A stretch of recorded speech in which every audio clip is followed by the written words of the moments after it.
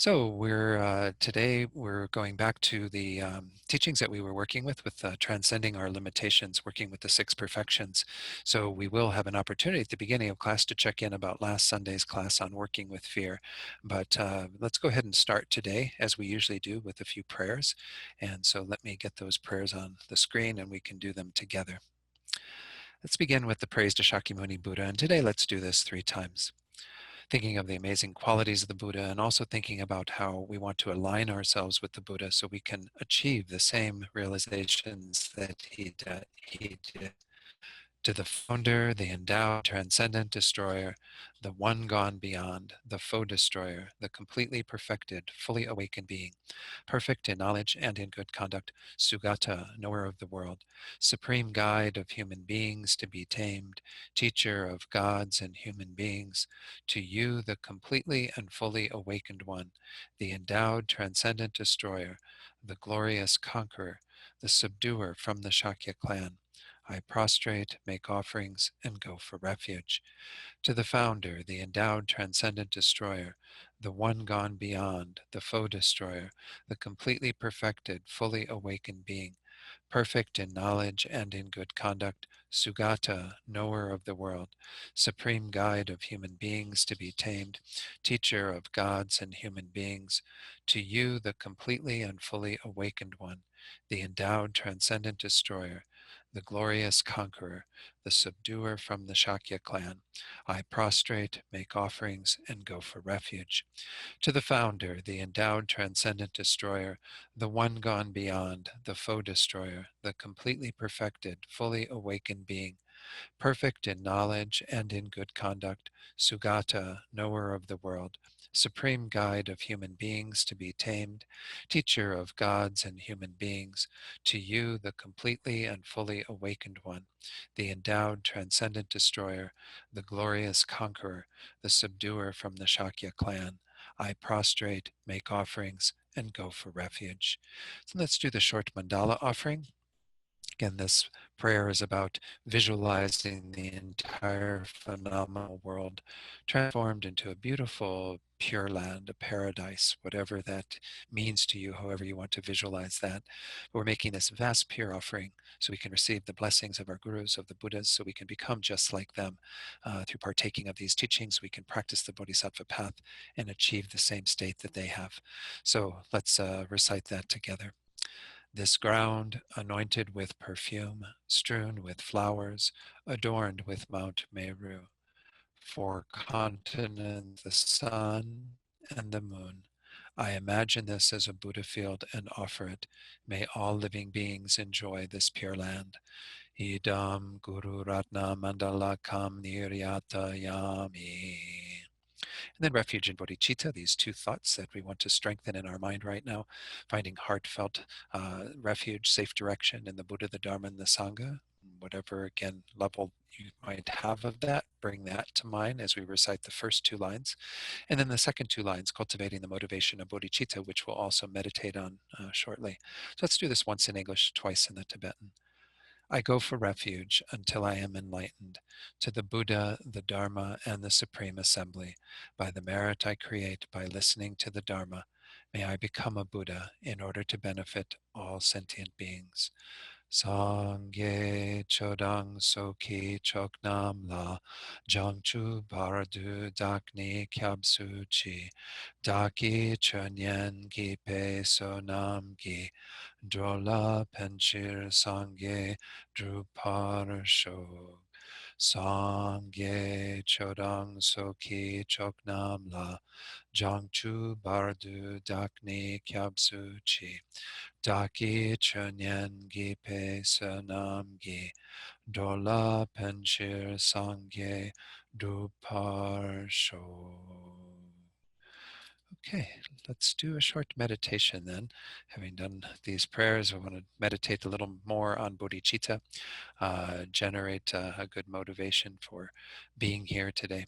So just find a comfortable posture, one that works for your body. Kind of an upright posture, but relaxing into this as best as you can. And then breathing naturally, begin to attend to the breath There are many ways to work with the breath. If you have a technique you already use, by all means, you're welcome to do that. But if if you need a suggestion, then generally I suggest working with the sensation in the area of the nostrils as you breathe in and out through the nose. Making that your focal point, just try to stay present with it as best as you can. And in any of your meditations on the breath, we want to have this factor of introspection, this vigilance, sort of checking in occasionally to see the quality of our meditation. And if we check in and see that the mind has wandered, then we correct that, bringing the mind back to the breath. And if we check in and the mind is fine, we're doing just perfectly, maintaining our awareness of the breath, then that's okay. Check in again later and see the quality of the meditation at that time. So we will begin the meditation period, again, a few minutes in silence as usual, and then I'll lead you in a short reflection to set your motivation for today.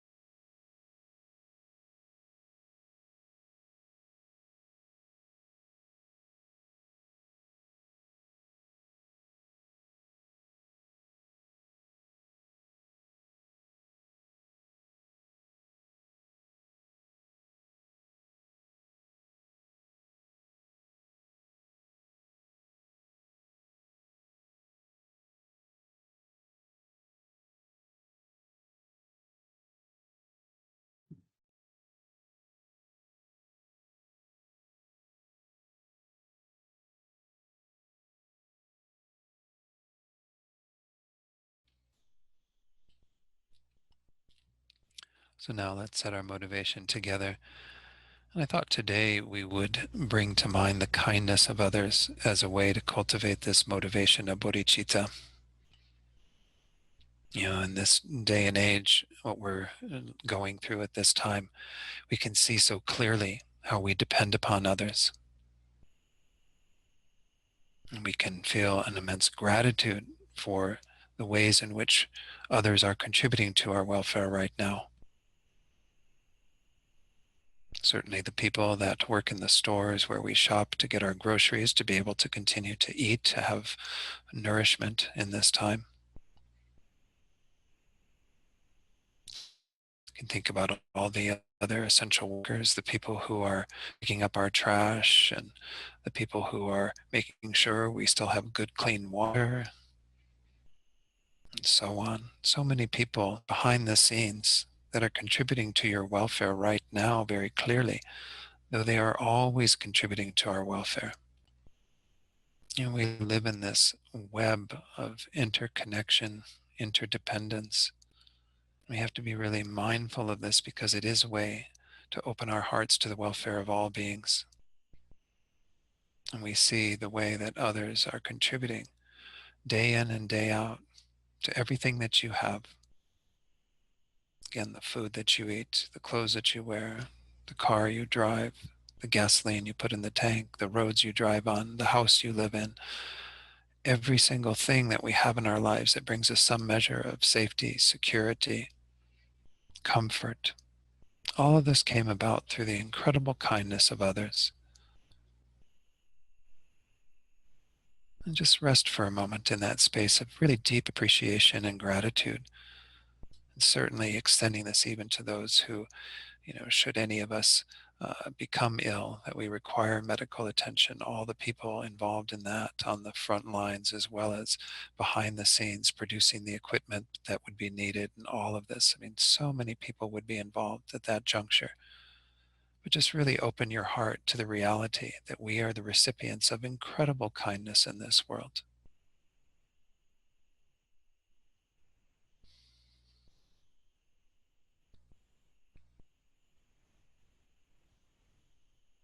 And then with that deep appreciation, think, what is the best possible way to repay that kindness?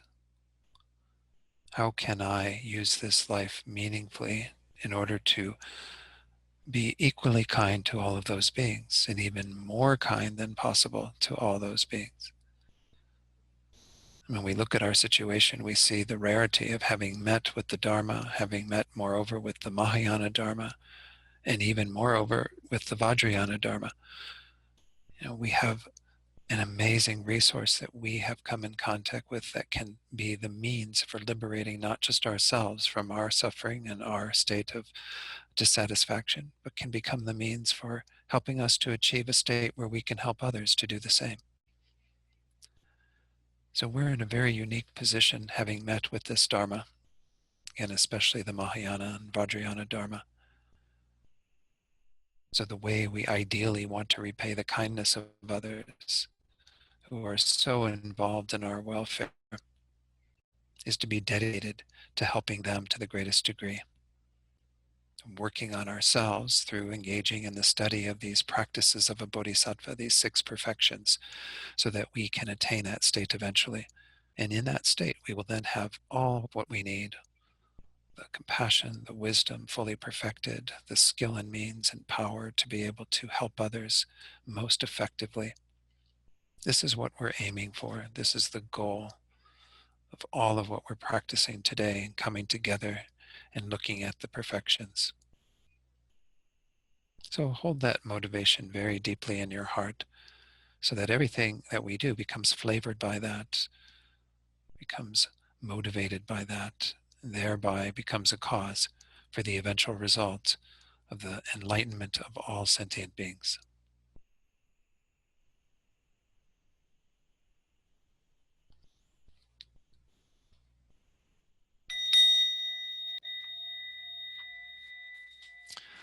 Okay, so actually there's a note on the question saying it was from 2 weeks ago on the practice of ethical discipline. We're going to kind of do a brief review of that. So maybe I can ask for questions during that. I wanted to check in just to see if there were any questions or comments from last week on working with fear.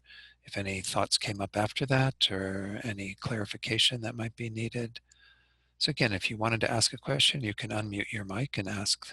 And if you don't want to ask a question live, then you can put it in the chat box and I'll be happy to work with that. But I do hope that last week was useful. I mean, we're living in a time where obviously, fear can become a very palpable thing, can become something that can be quite paralyzing to us. So it is important that we not get too confused by what we are again calling last week this sort of neurotic, irrational, unwholesome fear, which can cause us to have a lot of problems and difficulties and go back to our habitual ways and react in ways that are going to be harmful for ourselves and others. There is some level of fear that we have to acknowledge is somewhat wholesome, that we do want to continue to have these human lives, and it is important that we protect ourselves then and do what needs to be done, what the scientists and medical professionals are saying needs to be done to contain this. So I think we have to kind of separate those two out and recognize that it's good to have some dread, some apprehension of what can happen and take steps that are necessary. But beyond that, it can become really debilitating. And we have to make sure that we use it, whatever we're experiencing, as a touchstone to keep in line with the teachings we're trying to follow, to keep our hearts open, to try to practice the things I was emphasizing that His Holiness emphasized in working with fear, to remember karma and renunciation, to remember compassion and bodhicitta, to remember the wisdom of emptiness even. Whatever tools we have from this amazing corpus of Buddhist teachings, we have to bring them into play now. We talked in 2016 after the election that many Buddhist teachers said, this is the time we've been praying for. This is what we've been praying for, is to be able to work with circumstances that are difficult to really transform our minds. Well, how much more so now? When we look at what's going on in the world, it is important that we actually use what we are experiencing as a way to further our practice, to deepen our practice. So anyway, I wish you well in doing that, and I hope that last week was of some benefit. So let me go into the slides then, since it doesn't look like there are any other questions. Actually, there may be. Let's see.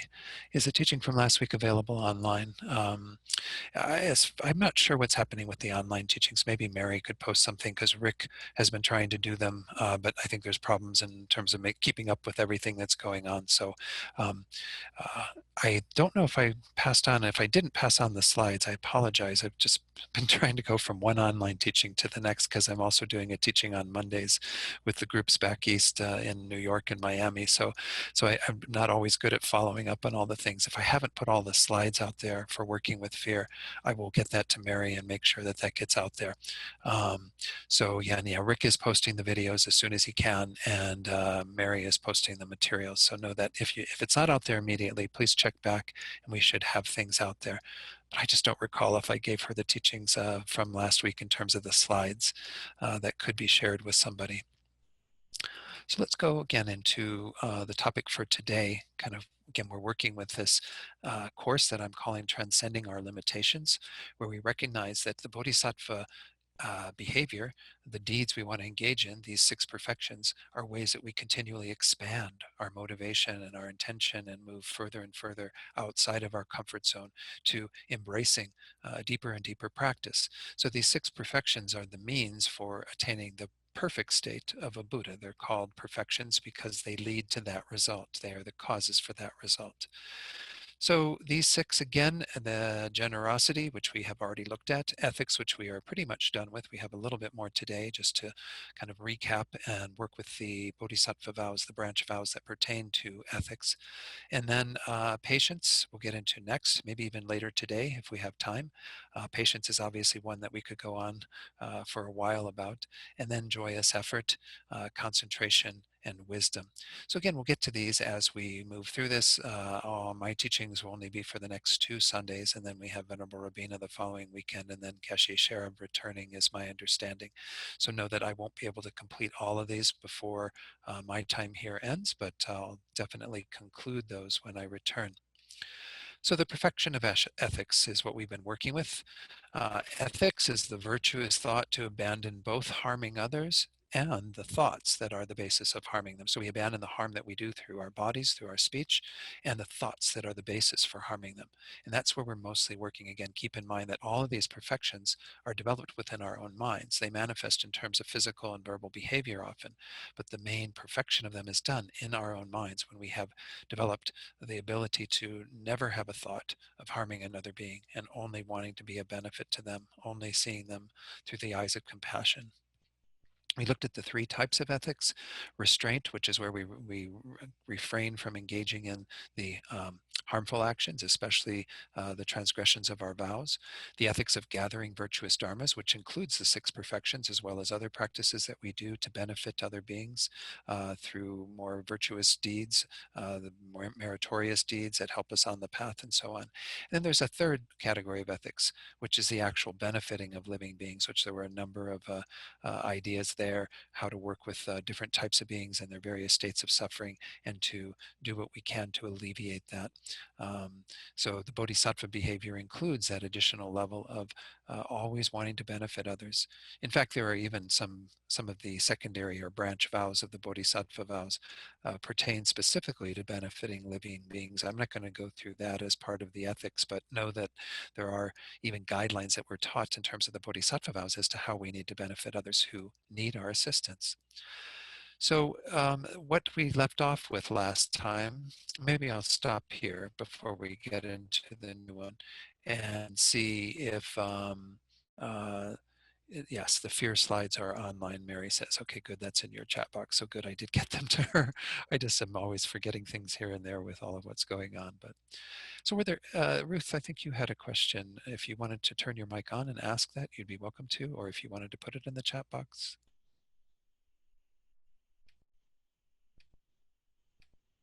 Is Ruth still there?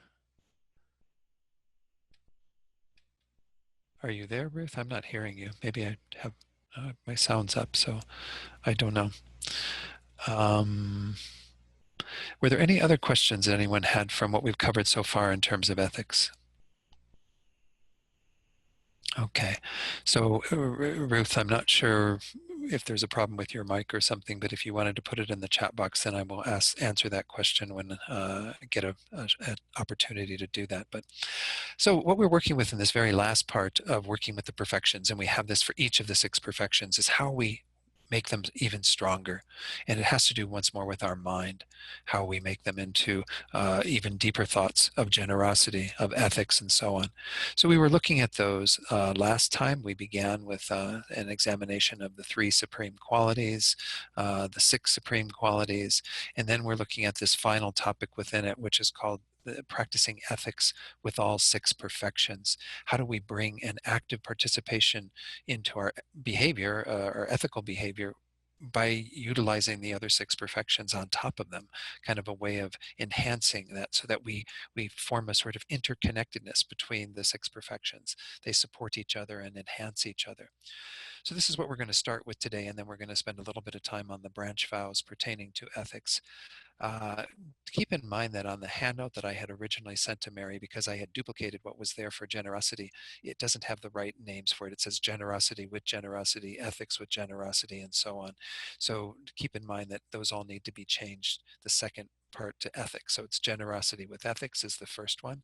So here the idea is that while we're practicing ethics, we need to lead others into the practice of ethics, kind of practice that generosity or that giving generosity of the Dharma, giving our own through our own behavior, trying to help others to engage in similar behavior. So this is the way that we practice generosity within our ethics. Is it doesn't just stop with our practice of ethics. We try to encourage others to practice ethics, even giving them instruction on how to maintain good ethics when possible. In terms of how we practice ethics within ethics, we allow the tendencies that we develop through the practice of ethics to help us to practice ethics continuously in the future, to kind of have that reinforcement of ethics through our own ethical behavior, uh, wanting it to continue to develop, to grow, to never be diminishing in any way. So this is just, again, some of them where it's the perfection within the perfection are maybe not so profound, but that's how we practice ethics within ethics, is allowing those tendencies to develop continuously. Then we have patience with ethics. Again, patience is the next perfection we'll be going into, and obviously we need patience. We need to be tolerant and have some forbearance with regard to any difficulties that we encounter while practicing ethics. Geshe Loden says, be careful not to react angrily, for example, if somebody ridicules your practice or endeavors to hinder it. So we do have sometimes obstacles in the world to practicing good ethics. People might get in the way of that. People might frown upon that because they see our ethics be, this happens sometimes with regard to the ethics of not killing beings, right? In Buddhist terms, we always want to refrain from killing any being. And so we might go visit somebody and they have an insect that gets into the house, and they get ready to kill it, and we might say something like, oh, that's okay, let me take care of that bug, and they might ridicule us for doing that. They might actually think that that's pretty silly for us to be so concerned about the life of an insect. But this is what we want to practice, and this is how we have to have some patience with regard to that, not get angry at the person who is belittling us for doing this act of saving the life of this insect, but rather have some compassion for them as well, and some tolerance in the midst of whatever it is that they're saying or doing. So come back to the question in just a moment. Let me go ahead and finish off this. We do have the question now in the chat box, but joyous effort with ethics. Obviously, joyous effort, this enthusiastic perseverance in our practice we need with all of these. So here, the advice we're given is when we're practicing ethics, do so with joy and energy, overcoming any laziness that holds us back from mindfulness of pure ethics. So we want to have that enthusiasm that is, delighted to be practicing ethics, that we don't see it as something that is a burden in any way. I know a lot of people, when they take some of the vows, they might think, oh my gosh, now I have all this stuff that I have to carry around with me. It's such a burden. Well, no, the Bodhisattva vows, the Tantric vows, even the Pratimoksha vows, the lay vows, these are all intended to induce a kind of liberating spirit within us. We feel like now we have an exact delineation of where it is we need to go and what it is we need to practice. We should be so joyful that we have met with these vows that help us to practice good ethical behavior in a variety of ways. So enthusiasm, joyous effort is very important. Concentration with ethics, the fifth perfection. While practicing ethics, keep your mind tranquil and undistracted. Try to be as mindful as possible.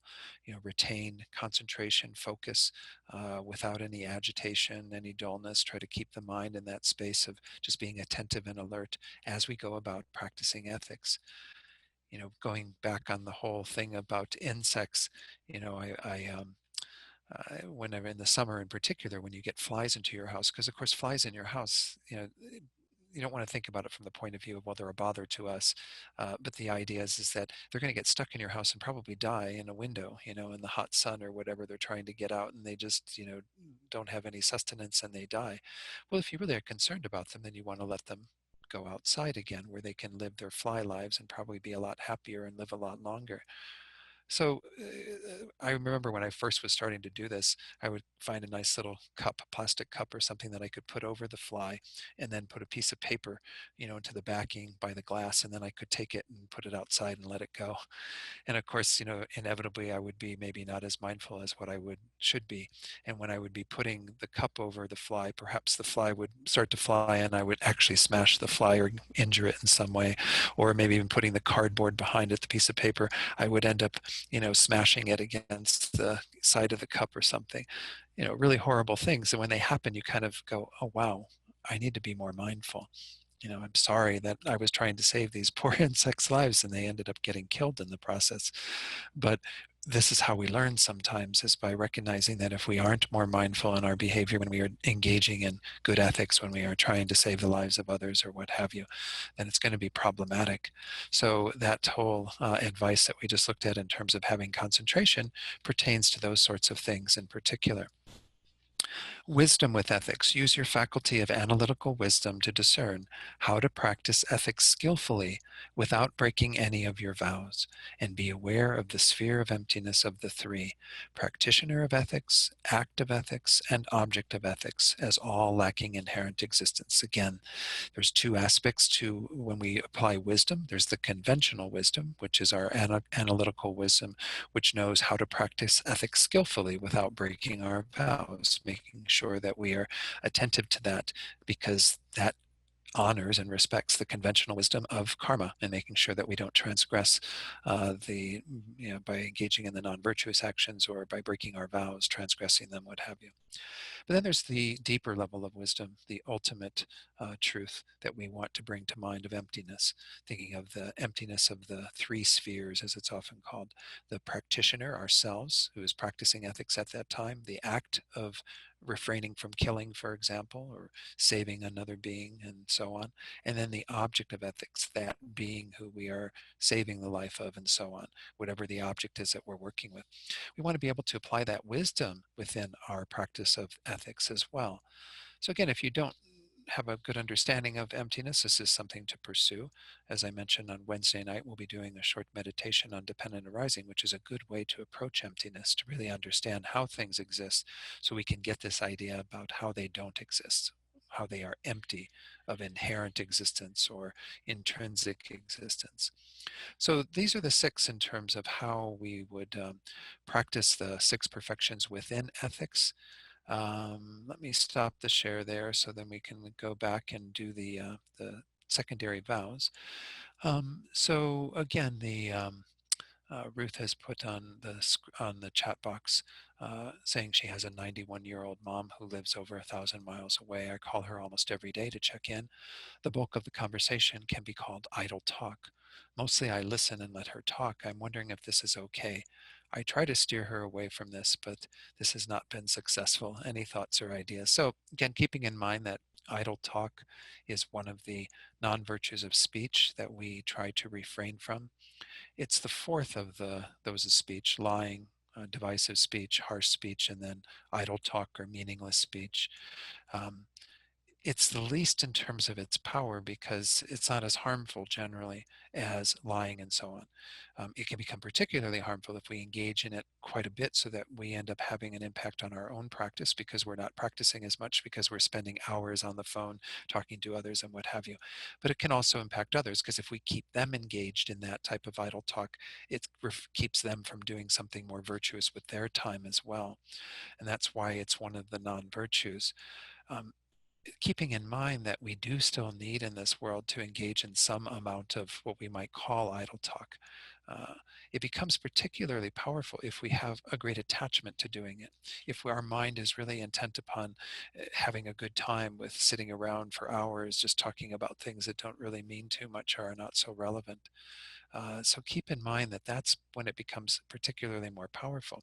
When we are connecting with others, such as what you're doing with your mom, and it kind of made me think as I was reading it about my mom. I talk with her a couple of times a week now, and she's going to be turning 90, and it's pretty much the same situation. You know, she'll start talking. I'll say, well, how you doing, mom? And she'll start talking about what's going on with this neighbor or whatever and all this. Now, because she's, at home alone and not really seeing people so much, she still says that she sees people when she goes out to put her trash in the trash can and what have you. So I think it's perfectly fine for us to recognize that some people are not going to have like a desire to talk with us about Dharma. And what you're doing, I was just saw Rowena put up something I was going to talk about as well. The purpose of your connecting with her and allowing her to talk to you about the things that she is caught up in her life and to be there for her is because you love her. You have a desire for her to be happy. You have a desire to alleviate some of her concerns and suffering that she might be going through at this time in terms of all of what's happening in the world. So if you keep how we can summarize this whole thing is if you keep your motivation quite clear as to why you are engaging in a period of idle talk with someone else. Again, you're not maintaining a mind of attachment for it. You're trying to do the best to keep a very positive motivation of love, concern, what have you. Well, then I think there's nothing wrong with that. As I said, in our world, we need to have some level of meaningless chatter. Even when people show up at the center, I often try to greet people, and if they're new to the center, and we'll talk about things like, oh, where are you from, and well, have you lived here long? These sorts of things. Well, this could be considered meaningless chatter, right? But it helps to make a connection. It's a loving connection. It's one where you want to be concerned about the other person, make them feel loved, make them feel included, make them feel a part of things. And I think it's the same with what you're talking about with your mom.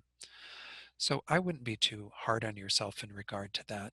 Again, keep your own motivation clear. If there are times when you see her veering even into more negative speech beyond idle talk, if she starts saying things that are really negative, like harsh speech about someone else, criticizing someone else strongly, trying to say things that might divide you from someone else in the family or what have you, well, then those are the sorts of things you'd want to be more vigilant in correcting and saying, oh, now come on, mom, I don't think that's really the case or whatever, or do something that kind of smooths it over. I have to do that frequently with my mom too, where she'll start saying these negative things about people that are not so beneficial for her mind. And, I can certainly hear them from her and be okay with that, but I don't really want her to continue to have those negative thoughts. So when it's something like that, that we can maybe make a suggestion, I think it's perfectly fine to offer that. But I don't think what you're talking about in terms of the way you described it is really that problematic. Um, if you can introduce some things, that's great.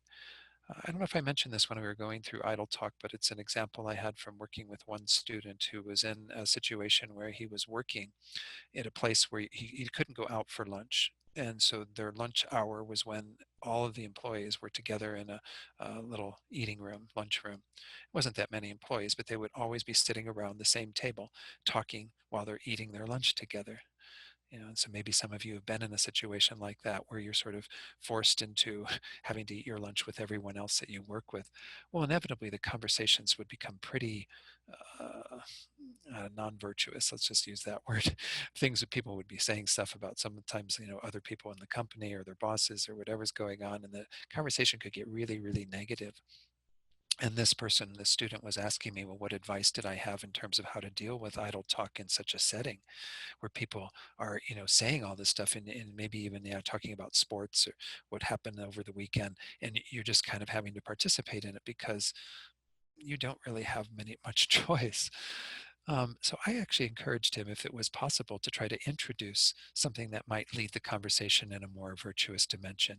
And the idea I had was based on something I'd seen on television around that time. This was many years ago, but there was something on one of the morning shows when I was having my breakfast. I happened to have the TV on, and I saw, oh, that's an interesting story. This guy was giving his kidney to a stranger. He made this kind of commitment that he would just offer to donate a kidney, and he would offer it to whoever there would be a match for, and that person would have someone in their circle donate a kidney that would be for another person who needs a kidney, and so it would become like this pay it forward kidney scheme or something. And I thought it was a really interesting idea, but I use it as an example for him of, if you've seen something like that where somebody's done something that's quite virtuous, it might be an interesting conversation to bring up in a group setting like that and say, oh, I saw this thing on the news the other day, and I was wondering what all of you thought about this. And you tell the story of what you heard and then see what people's thoughts are.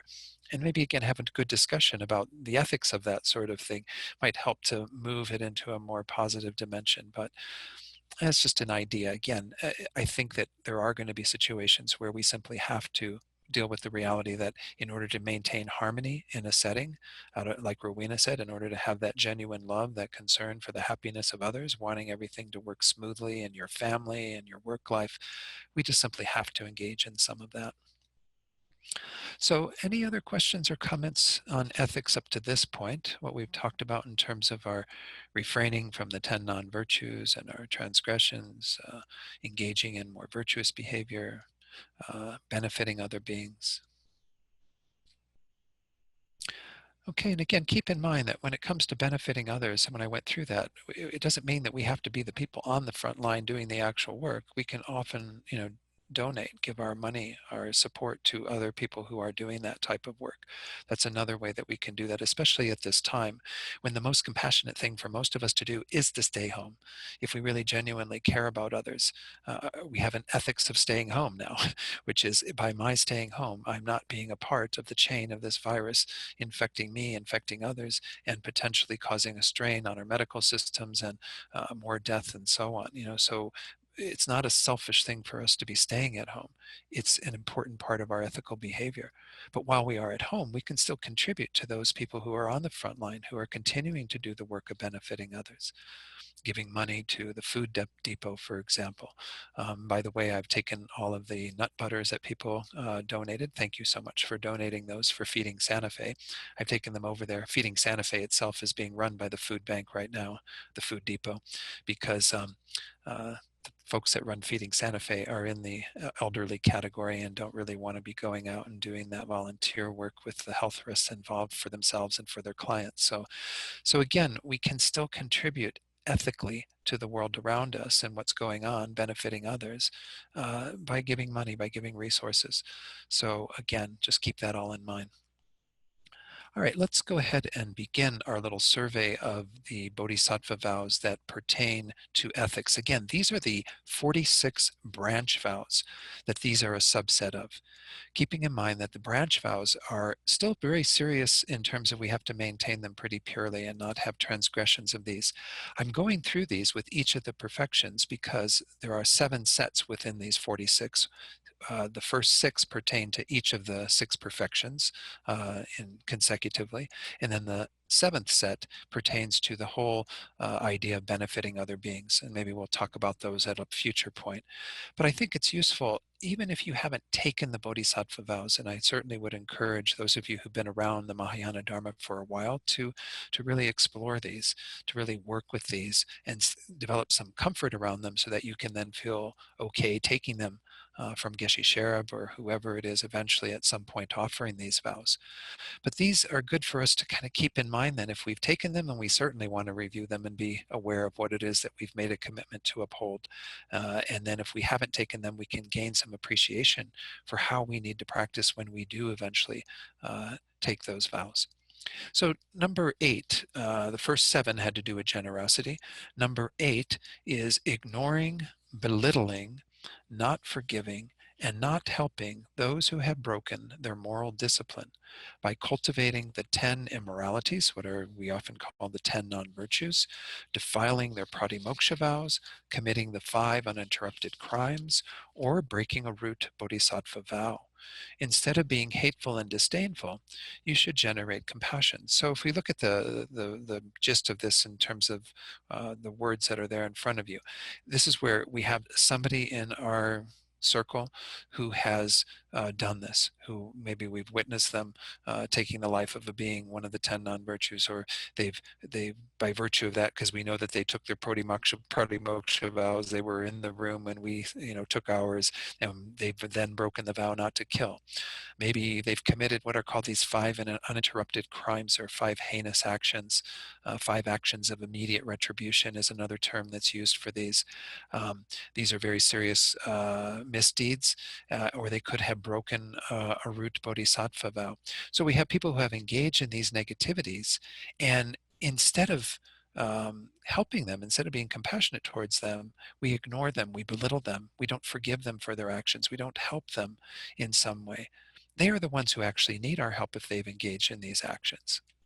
Let's talk about these 5 actions of immediate retribution, just so you know what they are, because they do come up quite frequently in various texts and studies.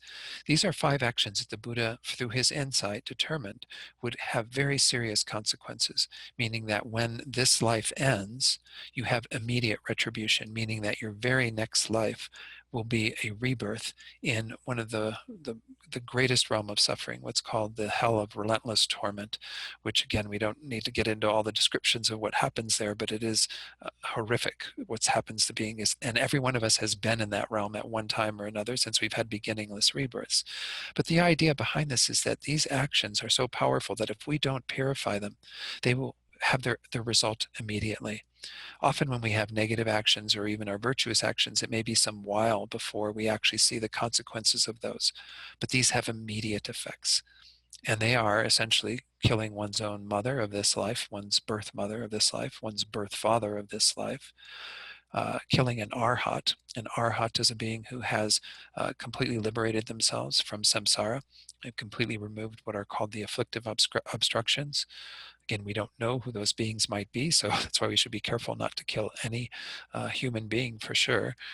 Try not to kill any being, but it would be generally a human being who would be an arhat. The 4th and the 5th are actually said to be, in some teachings, they say that you could only really commit those if you lived in the time of the Buddha. The 4th is to create a schism in the Sangha.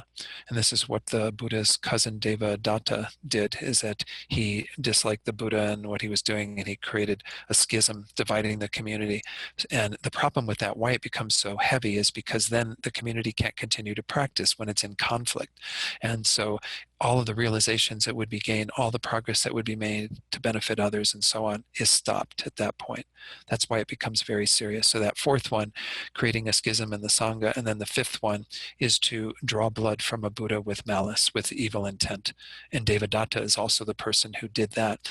Now they say that that one, in many commentaries, again, they say that's specific to Shakyamuni Buddha, that vow was made.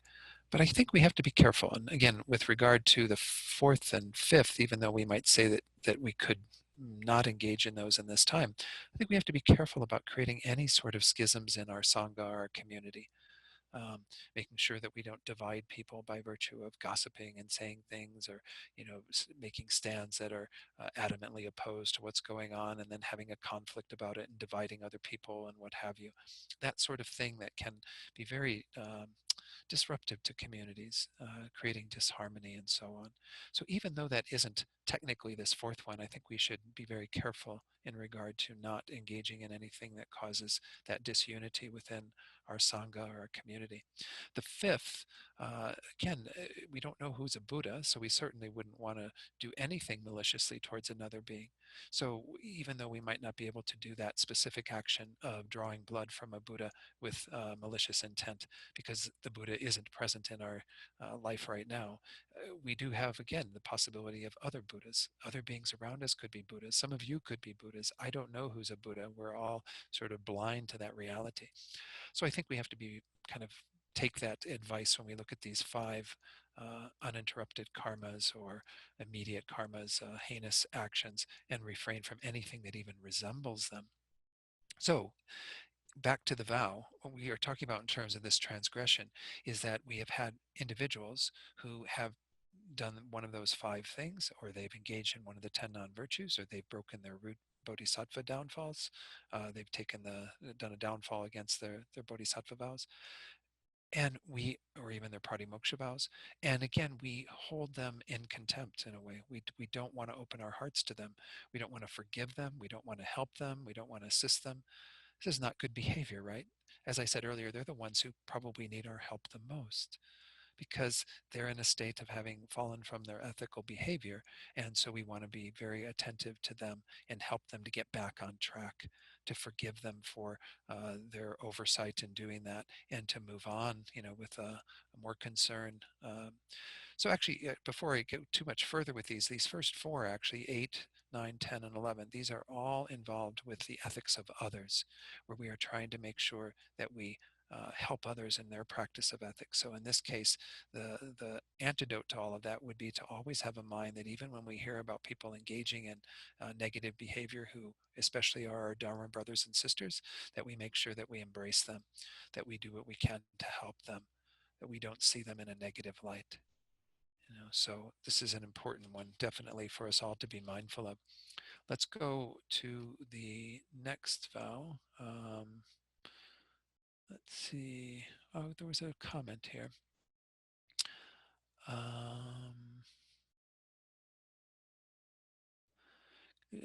A request for me to go a little deeper in regard to disharmony in the community.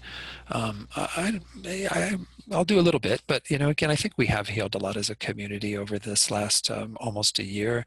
We obviously had some shift in things a bit around last June. And I don't need to go on with the details of it. Those of you who are new to the community, it wasn't, extreme, but nonetheless, it did affect people. And I think it is important that as we go forward, we keep in mind the lessons we may have learned from all of that, to make sure that we are dedicated to keeping doors of communication open, making sure that people are allowed opportunities to be with each other, to talk about what there is bothering them, to make sure that everything is embraced from that vantage point, and to also recognize that there will be tough decisions. And we don't know even what's going on in terms of the community right now and moving forward. Obviously, this whole pandemic is having an impact on so many different organizations.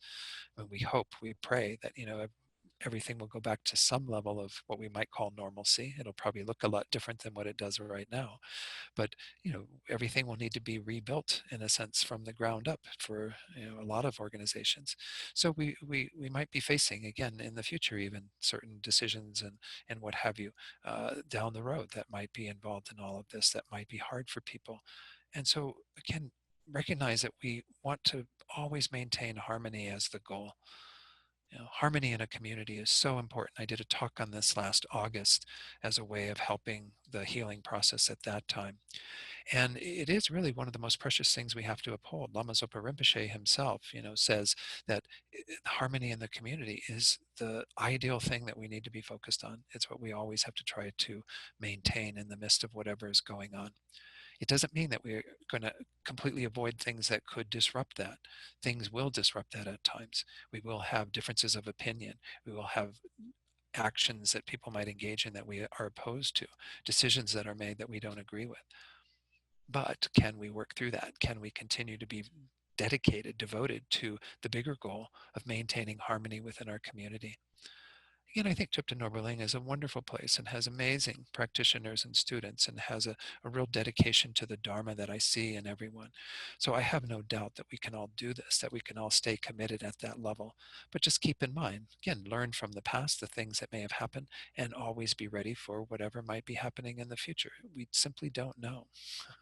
You know, things change. This is the nature of reality, as we talked about last week in working with fear. Uncertainty is actually the name of the game all the time. We have a deep fear of uncertainty and not want to experience things going in a different direction. But there's always that potential. We just are blind to it until something like this happens. Or maybe, again, if you have something in your own personal life that happened that shook you up, well, then you are aware of that from your past experience. But for a lot of people, it takes something like this going on to go, oh my gosh, I can't rely on everything to continue to be the way that I thought it was. Well, it's the same with our Dharma centers.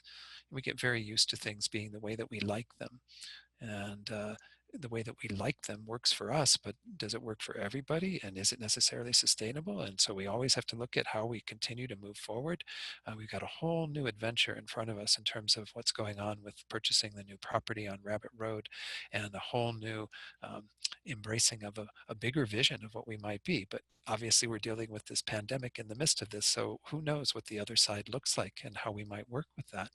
So I think it's very important that we maintain our dedication to having harmony in the community, to supporting each other as best as we can through what may be some very difficult times and difficult decisions. So again, I'm not speaking from any kind of knowledge. I'm just speaking from just this. We have to be ready for that. That's the nature of existence, to be uncertain, to be somewhat unreliable. We like it to be reliable. We like it to be very calm and make sure it's always in place. But that's not the name of the game sometimes. So all right. So maybe that's good enough to talk about that. Let's do just a little bit more before we have a short break. Let me go back to the slides. Again, this eighth branch vow is a very important one to make sure that we maintain that harmony within our community and don't exclude people on the basis of something that they've done that we disagree with or that we find not in line with the virtuous behavior that we would like to support in the community. The next one, the ninth one, is not instilling faith in those who follow a path that is not your own practice or your main interest. For example, if a follower of the Hinayana, the individual vehicle, desires that kind of teaching, it should be given so that he develops faith in that path. If you refuse to give a requested teaching that you are qualified to teach, it is a transgression. So again, this is the example that's put forward here is the main one that this is about, is that when we have people who are practicing the individual vehicle, and again, it's very hard to tell who that is. In our world of Buddhist practitioners at large, it's very hard to tell who's on the Mahayana path, the universal vehicle, who's on the Hinayana path, who's just a dabbler in Buddhism and not on either path yet, or a beginner in Buddhism and is still trying to figure out what they're doing. I mean, we have a lot of different people who fit into the category of being Buddhist. But if you have somebody who is putting forward to you, specifically in this case, because you are a Mahayana practitioner taking the Bodhisattva vows, if you have somebody who is coming forward to you and saying, well, I really think I need to be dedicated to the Hinayana. I don't feel like I have what it takes in the predisposition to be able to be dedicated to the welfare of all sentient beings. It's good to encourage them in the Mahayana where you can, but don't discourage them and not instill faith in them in something that they desire, something that they feel is more in tune with their predisposition.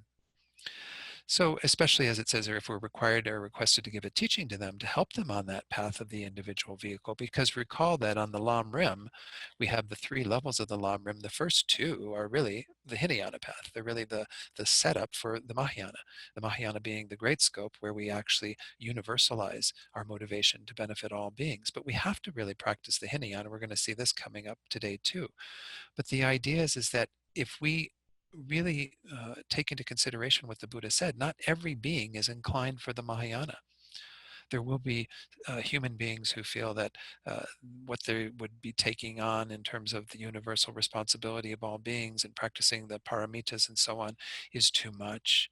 And they really feel much more comfortable being dedicated to alleviating their own suffering and getting out of samsara and into that peace of nirvana. Well, how wonderful. That's one less suffering sentient being. The Buddha taught a path that is complete for them, that will help them to achieve that result. So it would be a real mistake from the Bodhisattva attitude for us to turn them away from that when that is what they are inclined towards. And it would be also a mistake if we weren't to give them teachings to support them in the practice of that. So I even have run into this with some students I counsel, and here and there, a much deeper resonance and connection with some of the Hinayana teachings, with the Pali Canon and so on. I would never want to sit there and say, well, no, no, you don't want to go there. That's not a really good path for you to follow, and you're going to end up in da da da. I mean, give them the information to help them to make the complete decision. But if they're dedicated to doing that, and that's their path, and you want to support them in that, you want to keep their faith alive in that, because otherwise you're doing them a great disservice. They might turn away entirely from Buddhism and never meet it again for many, many lifetimes if we don't do that very skillfully and help them. So this is the idea behind this one, is that if we genuinely care about the other person, um, uh, we need to make sure that we attend to them in whatever path that they're on. Uh, you know, Let me see if I want to read something from this one. I have also found access, thankfully, to can give gratitude to my dear friend who runs the New York Center, Jennifer Kim. She, through her boyfriend Paul Hackett, or husband now, found a translation of Lama Tsongkhapa's commentary on the Bodhisattva vows. So I've been referring to that here and there. And he's in that translation, it says, the reason for this vow is that the hearers, intent as they are upon their own welfare, these are the practitioners of the individual vehicle, train themselves in trainings that guard the minds of others. So how much more so must the Bodhisattvas, intent as they are upon the welfare of others? So if you even look at it from the point of view of these hearers, these individual vehicle folks, they're trying to guard their minds as much as possible. Well, isn't it quite important for us on the Mahayana path to guard our minds, to help others to be um, uh, following the path that they are intended to follow, that they get the teachings that they need to support them? So that's the idea behind that vow, that secondary vow. Maybe we'll do one more and then we'll take a short break. The 10th branch vow, the third that pertains to the perfection of ethics, is performing actions which are of lesser benefit to others because of rigidly adhering to the Vinaya. So Vinaya, as many of you know, is the corpus of the Buddha's teachings that pertains especially to ethical discipline, to morality, and everything we're studying sort of derives from that to some degree. But Vinaya is also generally referred to as the discipline for monks and nuns, for those who have ordained. And this vow, as it's set out, as I understand it, is primarily with regard to those who have taken ordination. And continuing with it says, by preoccupying yourself with small activities, you may miss an opportunity to help sentient beings. If you have an opportunity to immaculately benefit others, you transgress this vow by rigidly adhering to the Vinaya and the 7 virtues of body and speech, even though it hinders your opportunity to help. So lay practitioners would be included in this, certainly, because it also includes 7 virtues of body and speech. But the Vinaya, as it's spoken of in this one, is mostly pertaining to the vows that are taken by those men and women who decide to ordain. So the whole gist of this one, and we can translate it again for our lay practitioners, who are the audience that I'm teaching to on screen right now, though obviously there can also be ordained folks that might hear this at some point in the future. But the way we want to translate this is that we can't get too hung up in holding especially kind of a lesser type of morality so tightly that we are blind to helping other sentient beings by doing something that goes against that. So again, the examples, let me see if I can pull up the one example that was from Dagpo Rinpoche. He talks about this vow, and it's number 10, right? Let's see. He says, If, for example, we hold on tight to the monastic vow of poverty, okay, so when people take ordination and they make a commitment then to no longer be caught up in worldly possessions, they still will possess some things, but you want to keep that at a minimum. You know, you don't really want to be practicing the accumulation of wealth that the non-ordained do, that the lay folks do. So he says, if, for example, we hold on tight to the monastic view of vow of poverty, and in so doing, endanger the well-being of other sentient beings because we do not wish to do much for others, because we don't want to have anything to do with other people, or because we really enjoy being alone, for example, which is part of the monastic vow as well, is to live a bit more in solitude, then we make a transgression. You know, this is one of the ways we do this, especially with an afflicted mind, is if we are refraining from engaging in behavior that might be more beneficial for others at the time, because we're holding tightly to the vows that are taken to maintain solitude, to practice uh, refraining from engaging or from accumulating wealth and all the things, and instead take that vow of poverty. So if we look at the Bodhisattva vow in particular, I mean, we even talked about this with regard to generosity. There's nothing wrong with having resources when one is a Bodhisattva, because the acquiring of resources is so that you can use those resources to channel them back, funnel them back to the people who need them, to the sentient beings who will benefit from them. You know, Lama Zopa Rinpoche is doing this all the time. You know, when you see him at the end of a retreat and all these offerings are made, people are piling all these envelopes with all of this money in it to give to Rinpoche. He doesn't like sit there and start counting it and thinking about how much money he's going to have in the bank and what have you. He sometimes even just takes the entire pile and says, here, this is for the center who hosted this event, for them to be able to work on a stupa project or whatever the case might be. He did that when he was here, in August of 2017. All the money that was collected was money that he wanted to go to the new building, and so he didn't keep anything for himself. So, but at some level, the Mahayana thing is that you do want to be able to not have this vow of poverty so that you don't take anything in. If you know that taking that money in is going to benefit others, well, then you don't hold to that lower vow and say, sorry, I can't take this money in. And by virtue of that, you are unable to help other beings, unable to help the Dharma, and so on. So I think in terms of our lives, we have to be, recognizing that we do still have vows. We may not have taken the monastic vows, most of us, but we do have the lay vows that we want to make sure that we uphold as best as we can. But if there is a situation where we need to benefit others, that we will potentially break those. Um, simply because we recognize the greater value of benefiting others at that time. And this is even going to be mirrored to some degree in the 11th vow when we go through that, the 11th branch transgression that we want to avoid. So let's go ahead and take a little break here. I need to have a drink of tea or something, and we'll come back in about 5 minutes. So I have 11:05, let's say 11:06 by the time I've paused the recording. And so we'll reconvene at 11:11. So about 5 minutes again to just stretch, take a break, and then we'll continue our discussion of this. All right, so let's go ahead and continue our survey of these branch vows, the number of branch vows that pertain to ethics, so that we gain some familiarity of those. This is the one that kind of is the more applicable one in regard to lay practitioners, but this of course would cover the ordained as well, is to not commit one of the 7 non-virtues of body and speech, meaning the 3 of body and the 4 of speech, those 7, to benefit others out of compassion. If circumstances deem it necessary, a bodhisattva is allowed to commit one of these non-virtues and must do so.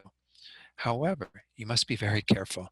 Without having actualized bodhicitta, it is difficult to transform into virtue the 7 non-virtues of body and speech. We often call these non-virtues we say that they're non-virtue by nature, meaning that their nature is such that they are non-virtue. To take the life of a being, for example, would be non-virtue, because any time that we do that, it's not a wholesome thing to do, to take the life of any being. But that is something that can be overridden to some degree if we have a compassionate motivation. Of course, as it's said in here, the caution is given very greatly, and I can't emphasize it enough, that we have to be very careful, because if we haven't actualized bodhicitta, it's probably extremely difficult to transform into virtue the 7 non-virtues of body and speech. So many of you no doubt have heard the story that is used as an example of this, which is a pretty extreme case. I actually decided that I needed to find it online in a sutra, and I printed it out earlier today. And it's actually from something that is called the Sutra of Skillful Means. And the Sutra of Skillful Means, if I can find where I put it now, on my desk here with all my papers. In the Sutra of Skillful Means, the story is recounted about how the Buddha, in a previous life as a bodhisattva, uh, was able to take the life of a being and make it into something that was virtuous. This is, again, a very rare example. It's not something that comes along that often. And the example, of course, many of you have heard of it. Not able to find it on my desk here for some reason. I don't know what I did with it, but um, the idea behind it, this sutra, is that there was a time when this bodhisattva who became the Buddha was the captain of a ship, and he was taking 500 merchants to this place where they would fill the ship with all of the goods and everything, and they would bring them back to the land where they had come from. And the one of the merchants, through a dream that the bodhisattva had, that was due to some clairvoyance, he was able to see that one of these merchants was going to take the lives of all the rest of the merchants and keep all the goods for himself. And of course, the bodhisattva was moved with great compassion, realizing that the being who was going to do that, the person who was going to take the lives, would accumulate unbelievable negative karma. And so, actually, in looking at the sutra, I found it quite interesting. It indicates that all of the other merchants on the ship were actually bodhisattvas in training, which I had never heard before. I don't know why. If that's really, it's the version of the sutra that's actually out on the internet that's translated by a reputable person that I've heard of. So I have no reason to doubt it. But the Buddha, as this bodhisattva who's the ship captain, saw that the merit, or I'm sorry, the non-meritorious action that this being would engage in, it would have such unbelievable suffering consequences for that person. Because if you take the life of one bodhisattva, I mean, it's pretty bad, because you're destroying the welfare of so many beings that would benefit from that bodhisattva. But if you take the life of 499 bodhisattvas, well, then you're really in trouble.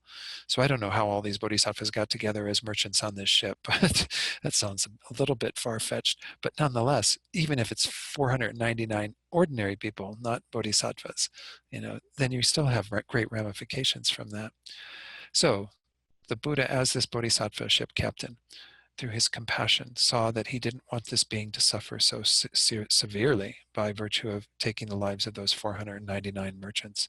He decided he would take the life of that merchant in order to take that burden upon himself, to take all of the negativity for taking the life of one being, so that that being wouldn't have the demeritorious effect of taking the lives of 499 merchants. So now, of course, one of the things that's spelled out in terms of this vow in particular, and how we have permission to engage in something like that, besides the whole idea of we have to have our mind trained very deeply in bodhicitta and so on, is also that there have to be no other ways to resolve the situation. I always question that myself. It wasn't talked about in the sutra. Well, couldn't he have tied this one merchant up? It does say that he refrained from telling the other merchants that this was going on, because he was worried that they would all then take the life of the bad merchant and do it with a mind of anger and accumulate great negativity by virtue of that. So he was trying to find a way to keep anyone from engaging in non-virtue. So he took on the non-virtue himself, in a sense, committing the act of killing with a compassionate mind of not wanting anyone to suffer. So there's a bit more to the story in terms of fleshing it out and making sure that we don't engage in things willy-nilly, just thinking, oh, this is the best solution right now, and not thinking about how we could have maybe done something to ameliorate the situation and not had any non-virtue at all involved. So I think these types of advice, where we're, look at that sutra of the Buddha, that story of the Buddha as this bodhisattva, this is not meant to be carte blanche to do whatever we want. His Holiness the Dalai Lama has made similar comments about how we do have permission in some situations to engage in lesser acts. Killing is obviously a huge act, right? But to talk about something like lying, this is an older version of this book. It's been republished with another title. It's A Flash of Lightning in the Dark of Night, teachings that His Holiness gave on Shantideva's text. And he says, although bodhisattvas may be concentrating on one particular practice, they must be able to put it aside temporarily in favor of such circumstances as participating in ceremonies that benefit others, performing acts of generosity, protecting themselves if their lives are in danger, giving teachings, or accumulating merits and helping others to do so. And this is this whole idea that you have to be willing to set aside some of the initial training so that you can then do more meritorious actions. He says, for example, if a hunter in pursuit of a deer were to ask us if we had seen his quarry, it would be entirely admissible in order to save the deer's life to tell him untruthfully that we had not seen the deer. Here we would be giving precedence to the generosity of protecting from danger over the discipline of not telling lies. We need to evaluate such situations carefully, and we must always be on our guard to prevent negative emotions from entering our thoughts and determining our words and deeds. So it would seem like what His Holiness says is having compassion for the deer that would be killed by this hunter. But I would say also, and he maybe said it, but it might not have made it into the book, to have compassion for the hunter. The hunter is intent upon killing this deer, and the deer goes by you and you see it go into some part of the woods, and the hunter's right behind and says, did you see the deer I was chasing? Well, then you would be have permission in a sense to not uphold the lower discipline of not lying, and to actually lie to that person and say, no, you didn't see it, or whatever lie you want to tell at that point, because protecting the life of that being takes precedence. But also protecting the karma of the being who's going to kill that deer is also part of the equation. But once more, you have to put a lot of thought into this. You can't just say, well, oh yeah, I heard that part of my vows is that I need to engage in non-virtuous actions if it seems like that's going to be better for everybody. Well, no, you have to do more deeper investigation. You have to really look at it and make sure that your compassion is quite clear. It's very easy for us to have compassion for the prey, for the quarry, for the victim, and to think that we can do whatever we want to then to get rid of the perpetrator. But that's not what this means. This means that we have to have compassion for everyone involved. And if our compassion isn't that firm yet, if we don't have bodhicitta at that level yet, then I think it's very hard to engage in these non-virtues, as was said in that what was on the screen earlier. Again, everything I'm sharing on the screen is out on a handout at the website underneath this course, so you can print those out if you want to have them. These come from the booklet that the FPMT does on the Bodhisattva vows. Now we get into the we just finished the one that had to do with those pertaining to others. This is now concerning ourselves. We want to practice the upholding these, not engaging in these transgressions of the branch vows for the sake of our own practice of morality. And this is actually just the next three. It's numbers 12, 13, and 14. Number 12 is accepting material that has been gained by yourself or others through one of the 5 wrong livelihoods. These 5 wrong livelihoods are introduced in the Lam Rim in the section on offerings, because it said that we want to make sure we don't offer on our altar something that we've gained by virtue of one of the 5 wrong livelihoods. Of course, we also don't want to offer something that we gained through any other, you know, non-virtuous means, like by stealing and so on. But we do have these 5 actions that it's really good for us to be mindful of, to not get any of our resources, anything that we have in our bank or in as our possessions in our home, from others through one of these techniques.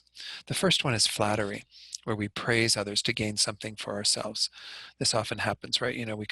We know that that person may have a lot of resources or whatever, and we start saying all sorts of wonderful things about them to kind of get in their in circle, so that then they start taking us out to wonderful meals and do whatever for us.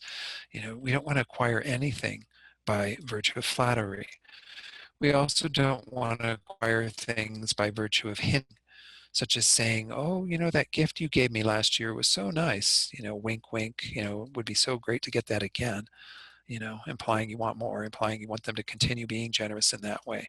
So we can do a lot of this sort of hinting thing, where, again, if we're in the presence of somebody who has shown in the past that they've been happy to give us resources, we might fall into that trap very easily, where it is good to thank them for that and to be grateful for what they gave you and to express that to them.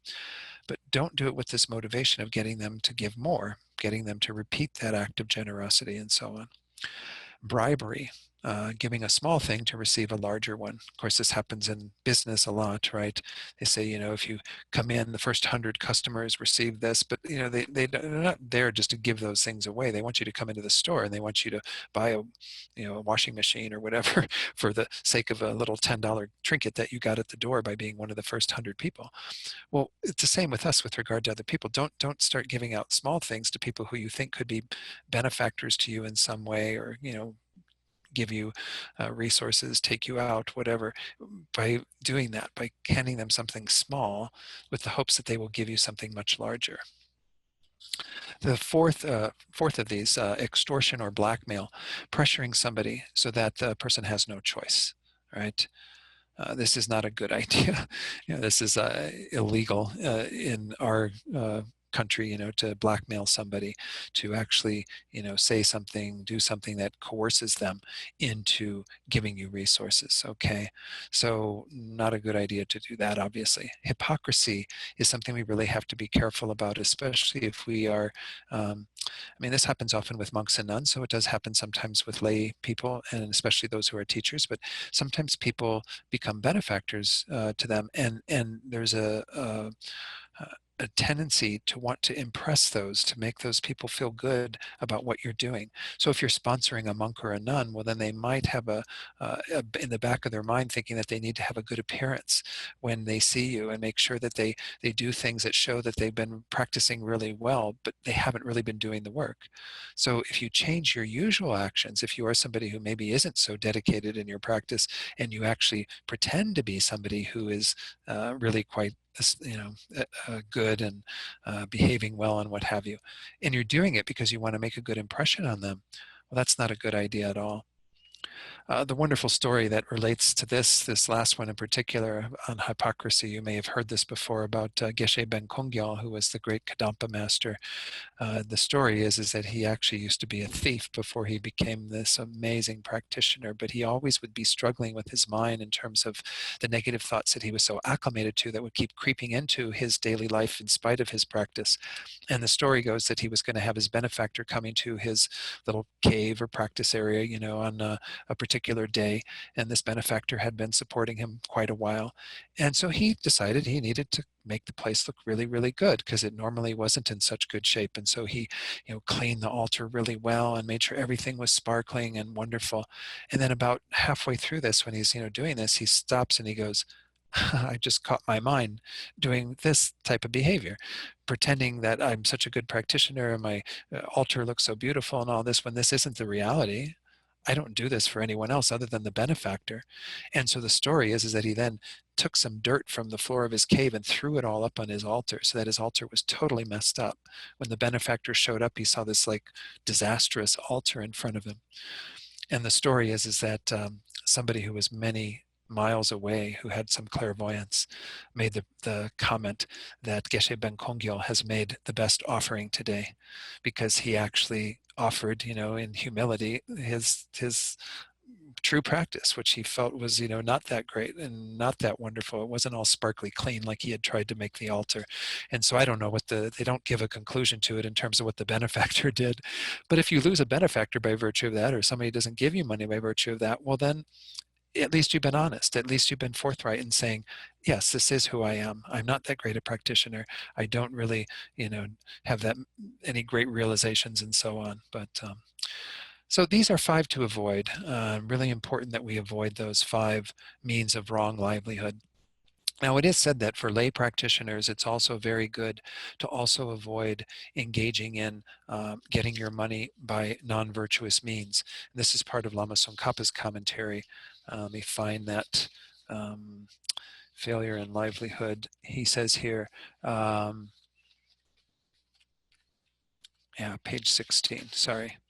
He says here, to this vow, he adds the wrong, this is Bodhibhadra, he's mentioning Bodhibhadra, Buddhist author. He says, to this vow, he adds the wrong means of livelihood for a lay person of selling alcohol, weapons, poison, selling living beings, drugs, and the like, and food adulteration, taking what is good quality food and adulterating it, changing it so that it isn't so sustainable and of such good quality as what it started out as. So anything where we're like cheating others or engaging in behavior that's harmful to others or giving them things that will be harmful to them or to the environment and so on, these are things that we need to be very careful about.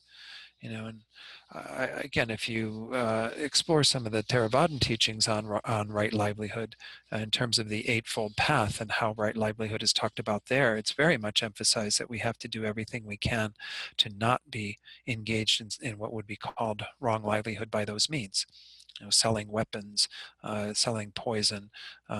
People who are pest control people would obviously not be candidates to be, good Buddhist practitioners because their whole day is spent exterminating, creatures and what have you in homes and gardens and what have you. So, all right, I think that's probably enough on that one. And again, we're going to go till about 11:40, 11:45, and then we'll do a little bit of practice together. And hopefully I'll be able to get through the remainder of these vows. There's just a few more left. Continuing in the ones that are mostly concerned about ourselves and our own behavior, this one says, having your main interest be in idle gossip and frivolous activities such as dancing, playing sports, listening to the radio, drinking, or involving others in frivolous talk. All of these cause your mind to wander and you waste your time that could be used to practice Dharma. This is what I was talking about earlier in regard to Ruth's question. If we have this strong attachment to idle gossip and to just wasting time and doing whatever, spending all the time chatting with people and watching movies and doing things that are not so beneficial, then we could be using that time for practice. And instead, we're furthering our non-virtue, our mind of attachment to all of these things. Now, His Holiness the Dalai Lama, apparently Venerable Thupten Chodron, she says that he has given advice about how, it doesn't mean you can't watch movies. It doesn't mean that you can't, go to some sort of entertainment.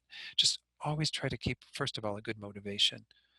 Make sure that we're doing it with the right motivation and not because we're attached to it and just need that. But even if we engage in those things, we should try to make them into Dharma practice. And when you watch a movie, when you watch it through like the lens of the Dharma, with your eyes of Dharma, then movies can really take on a whole new dimension.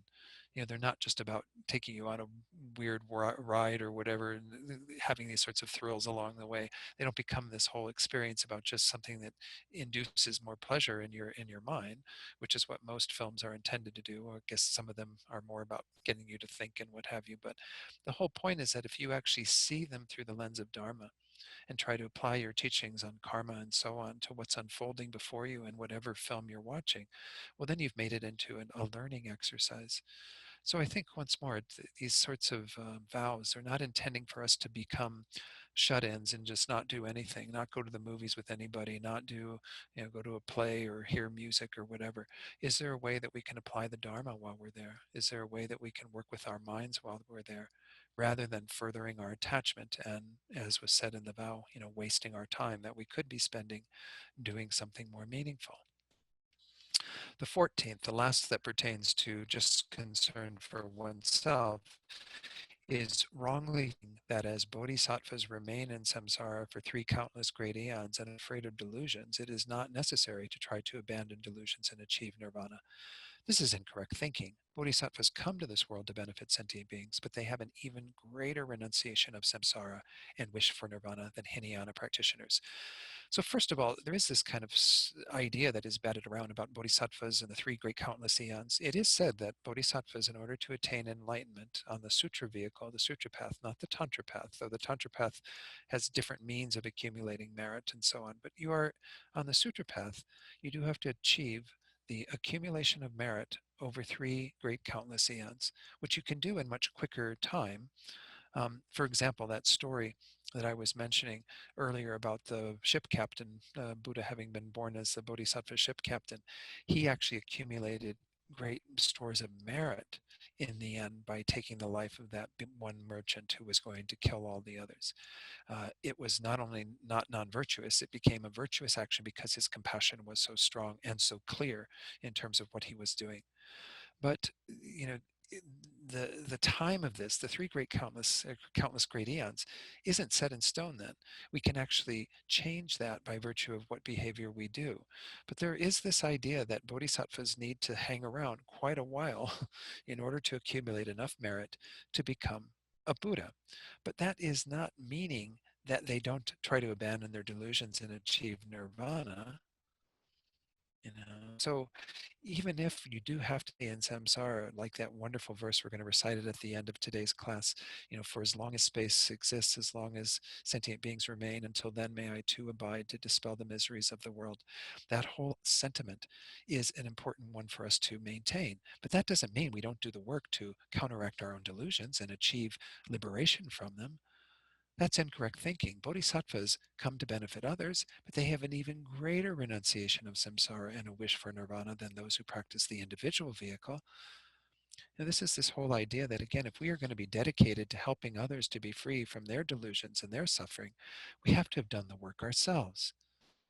And it would be kind of silly to think that bodhisattvas can just sort of hang around as helpers and indulge in all the frivolities of life and, get totally caught up in attachment and anger and everything. And be, as long as we're dedicated to benefiting others for three great countless eons, we're fine. Well, no, I mean, your dedication to benefiting others overrides, whatever is going on in terms of your hanging around in samsara for however long it takes. While you're hanging around in samsara, you're actually engaging in everything you can to counteract your own delusions, to get yourself to a place where you are more qualified to help others. So for the bodhisattva, as it was said in that screenshot, you have an even deeper renunciation, an even deeper wish to turn away from suffering, because it's not just your suffering you're turning away from, it's the suffering of all beings. And the bodhisattvas have to be free from their own delusions if they are going to help others to do that work. So this is a mistaken idea that we might hear here and there. I mean, there is this sort of bodhisattva ideal about just hanging around forever in samsara, waiting to become enlightened. But it doesn't mean that then you don't abandon the delusions, that you don't put your energy into that. Recall that in the Lam Rim, that's the middle scope. The middle scope is all about us achieving a deep realization of renunciation, turning away from the afflictions, using the antidotes to them as best as we can. The delusions are the enemy of all sentient beings. They're not the friends of bodhisattvas and the enemies of those who aren't. So now we go on to, oh, wait, there's a little bit more to this one. Sorry, I forgot that was on the screen. However, through their great compassion, bodhisattvas will happily take birth even in the naraks, the hell realms, if this would benefit just one sentient being. It is mistaken to not cultivate the opponents to the delusions, and that should say try to achieve nirvana, and also a mistake to dissuade others from trying to attain nirvana because of the above wrong view. So we also don't want to put this idea in other people's heads. But certainly we have to stay dedicated. Through great compassion, we will do whatever it takes. We will combat our own delusions. We will help others in whatever ways we can, taking rebirth in whatever realms. The Bodhisattva's path is one of always embracing everything that needs to be done, continuing on the path until attaining the state of Buddhahood. So again, 15 and 16 concern both others' morality as well as our own. And so 15 is worded as follows: not trying to avoid a bad reputation, or not abandoning the bad habits of body and speech that are the cause of your bad reputation. In order to be more effective at helping others, you need to abandon notoriety. You must try to stop a bad reputation, whether it is deserved or not, so that you can benefit others. Any other motivation is part of the 8 worldly dharmas. Again, I talked about these 8 worldly dharmas in last Sunday's class on fear, because this is what we are, where fear comes up, is when we think we're going to lose the material gain that we have, when we're going to lose the comfort we possess, when we're going to lose the praise that we are receiving, when we're going to lose the good reputation that we have. And so the opposites of those are the worldly dharmas we try to avoid, and the material gain, comfort, praise, and good reputation are the things that we're constantly trying to get, that we're attached to. If you have a motivation of being attached to your own reputation, and you try to stop people from saying negative things about you, whether they're true or not, well, then you've got a bad motivation. what motivation do you want? The Bodhisattva motivation, that you want to help others. And you recognize that your bad reputation is going to become an obstacle to your doing that. Now, if it is deserved, your bad reputation is deserved because you did these things, then it's got that second part, right? That you have to then abandon the bad habits of body and speech that are the cause of your bad reputation. So this is this whole idea that if we do have something that we have engaged in that causes people to negative things about us because we are concerned about the role that we need to play with other beings, that we don't want our bad reputation to become an obstacle, then we can say something to address that. And we can, moreover, because if it is something that's deserved, do the correction of our own behavior. Stop engaging in the bad actions of body and speech that got you that bad reputation.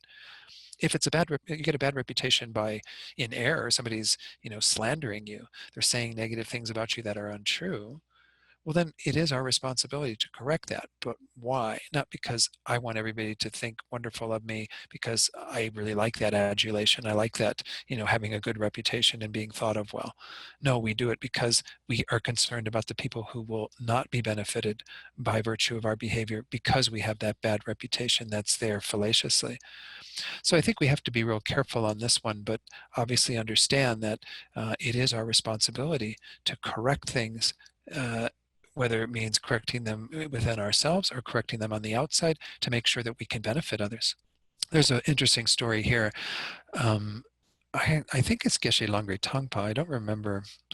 I have to find the actual source of this story, but the story is that there was he was giving some sort of teaching with a gathering of his disciples, and this woman came in with a newborn baby, and in front of all of the monks that were listening to Geshe Langri Tangpa, they put the baby in his lap, saying, "Here's your baby. You take care of him for a while," and kind of left storming out the teaching hall.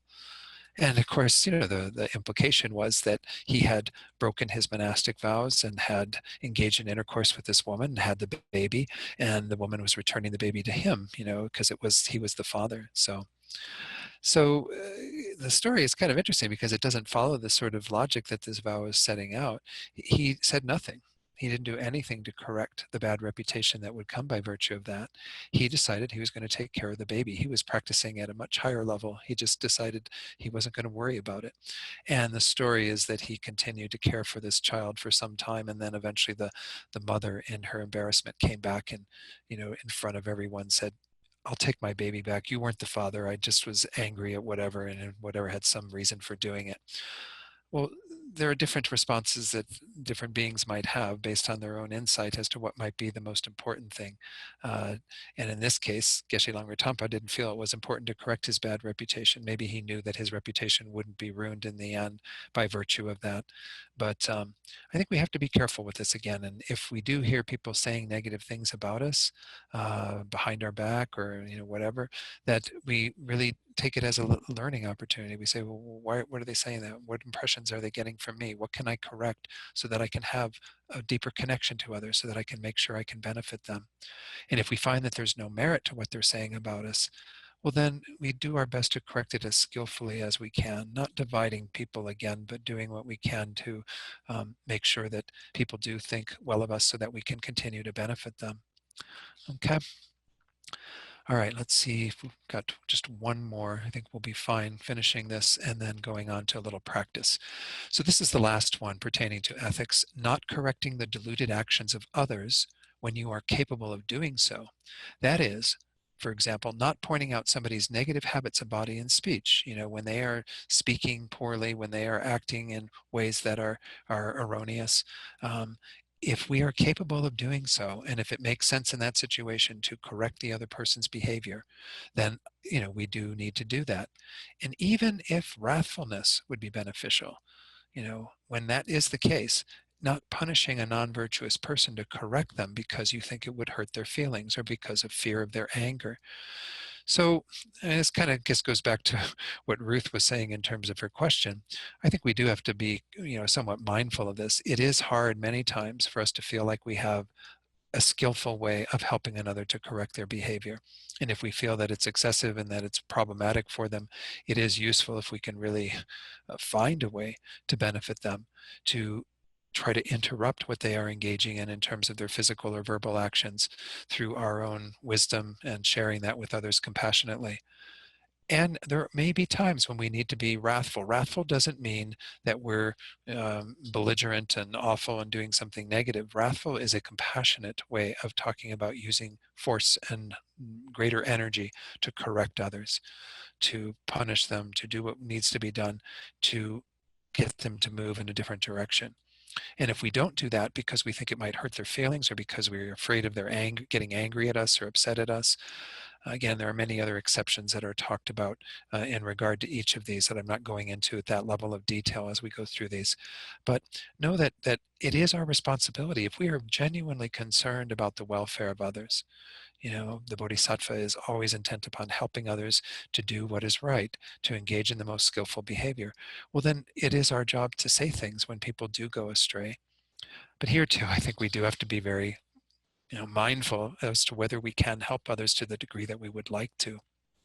I think I told this story not that long ago. I don't recall if it was in this class, but when I was in the master's program, and of course I'd just taken the Bodhisattva vows probably a year or two before that, and I was over in Italy, and my sister had sent an email, and she had talked about how her son, who was quite young then, was getting a lizard as a pet.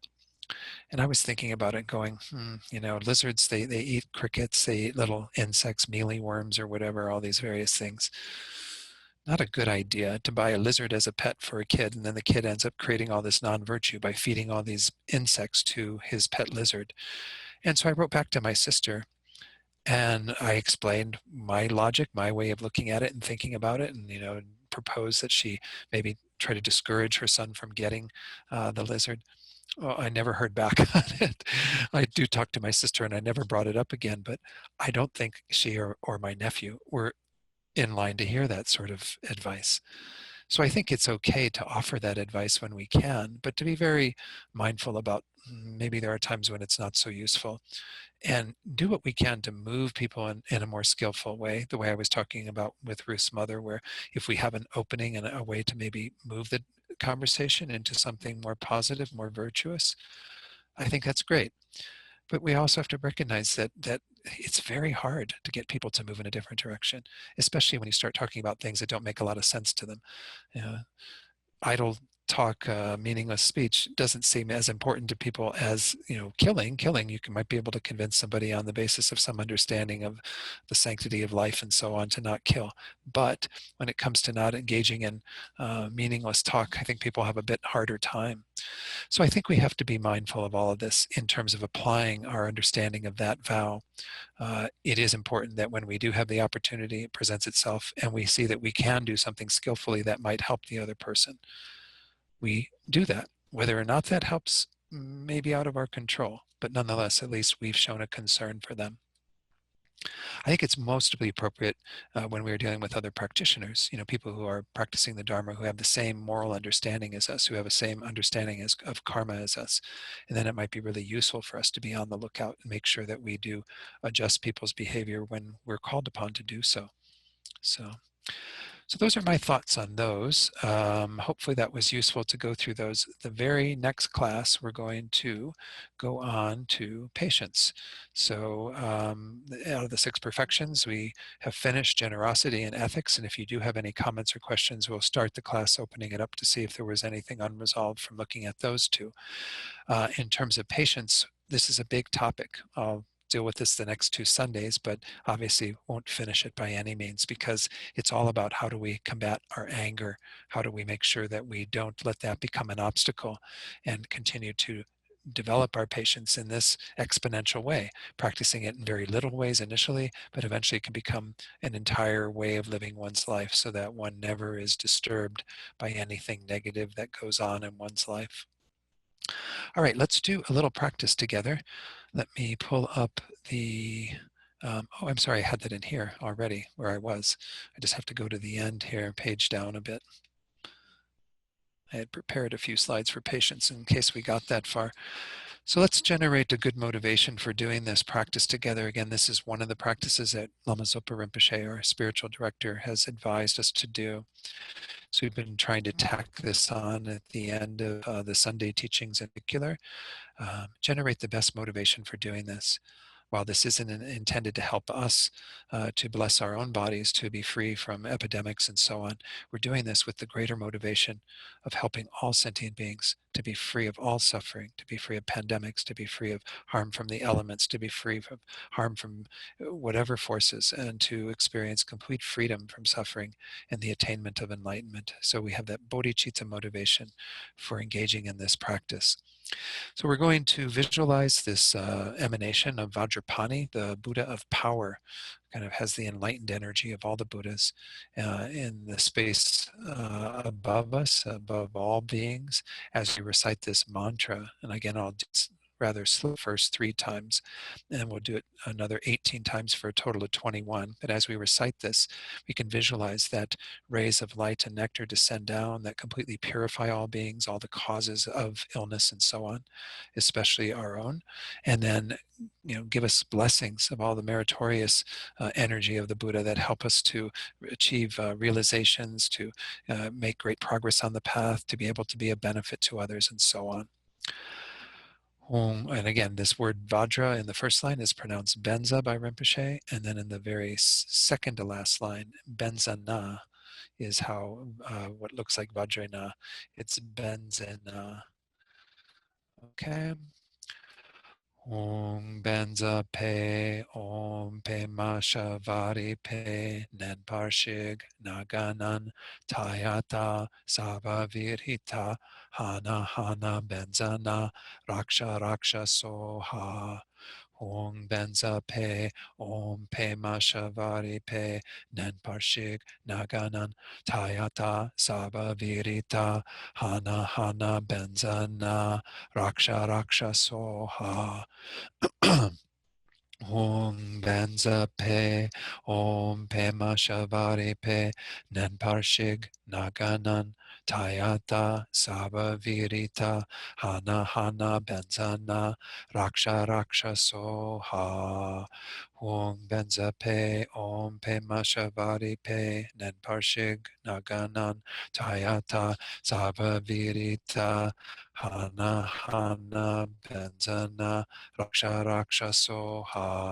Om Benza Pe Om Pema Shavari Pe Nenparshig Naganan Tayata Sava Virita Hana Hana Benzana Raksha Raksha Soha.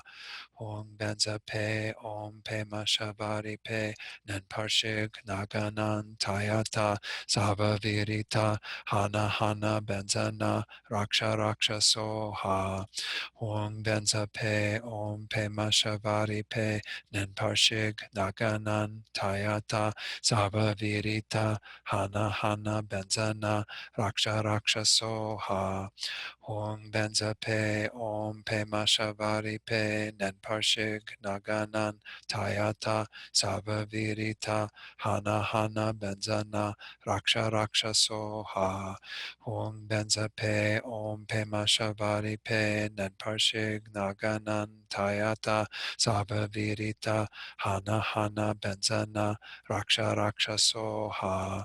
Om Benza Pe Om Pema Shavari Pe Nenparshig Nagana Tayata Sabavirita Hana Hana Benzana Raksha Raksha Soha.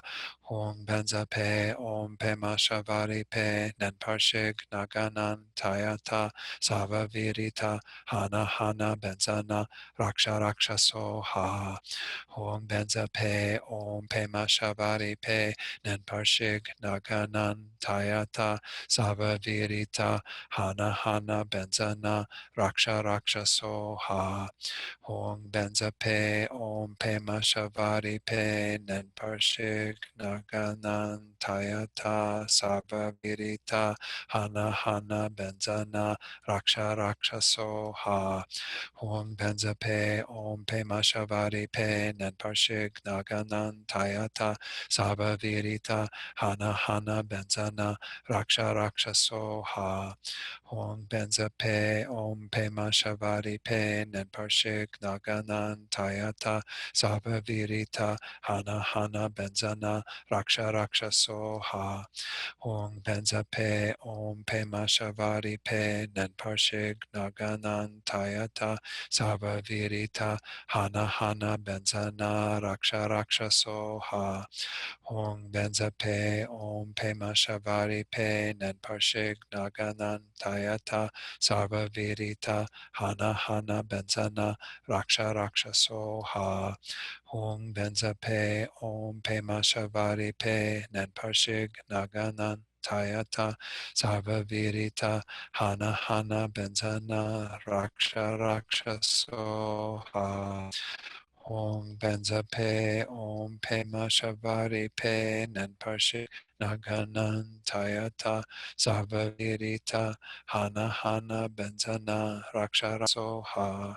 Om Benza Pe Om Pe Mashavari Pe Nenparshi Naganan Tayata Sarva Virita Hana Hana Benzana Raksha Raksha Soha. Om Benza Pe Om Pe Mashavari Pe Nenparshik Naganan Tayata Sarvavirita Hana Hana Benzana Raksha Raksha Soha. So again, hold your hand in front of your mouth and blow the air up so it goes into your nostrils. And then think that all disease and spirit harms are totally destroyed, again, not just for yourself, but for all beings. And then abide for a while in the state of meditation on the actual mode of existence, emptiness, beyond what is to be protected, our lives and so on, and what protects, the force of these mantras and so on, our compassionate motivation, all of that, which is the conventional truth. These things existing, even though they don't exist ultimately, they don't exist in emptiness.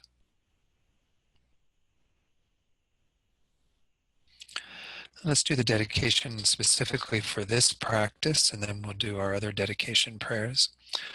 Due to all the roots of virtue accumulated in the 3 times by myself, all sentient beings, and all the Buddhas, through any sentient being merely seeing, remembering, or touching me, may I fulfill all the hopes of all transmigrating beings perfectly and completely, just like a wish-fulfilling jewel or a wish-fulfilling tree. May all the negative karmas and obscurations accumulated since beginningless births be instantly and completely purified. May the mind of enlightenment that cherishes others more than oneself be generated in one's mental continuum. Having easily generated the great seal of clear light in their minds, may they quickly achieve the state of highest complete enlightenment. In short, by pleasing the holy virtuous master with the activities of much listening that bring to completion the realization of the Muni's intent, may I spread the teachings of the victorious one in the 10 directions. Okay, so then let's do the other prayers that we have.